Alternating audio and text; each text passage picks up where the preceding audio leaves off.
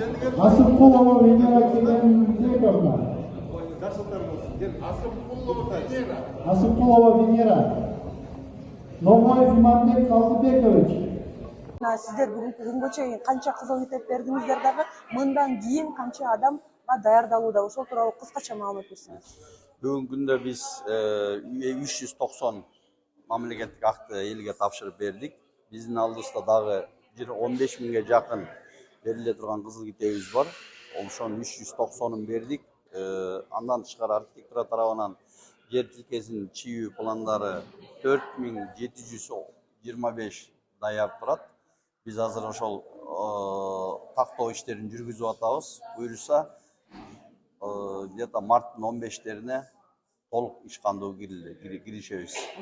Бүгүн 115 бердиңиздерби? Бүгүн азыр 115 китепти бердик. Буга чейин биз 175ти бергенбиз. Жалпы 390 китеп берилди. 290. Биз аябай көпкө күттүк. 5 жыл 2017-жылы алганбыз. Анан ошондон бери документибиз бүтпөй, көп түйшүктөрдү тарттык. Анан Кудай буйруп, Кудайдын насиби болуп ушул күн бизге буйруптур. Сүйүнүп атабыз, сүйүнүшүбүздө чек жок. Бардык акимчиликке, президентибизге баарына рахмат айткым келет. 21-жылы Садыр Нуркожоевич келип, ошол жердеги бардык жашоочулардын көйгөйлөрүн угуп, ушул кызыл китепке аракет кылгыла деп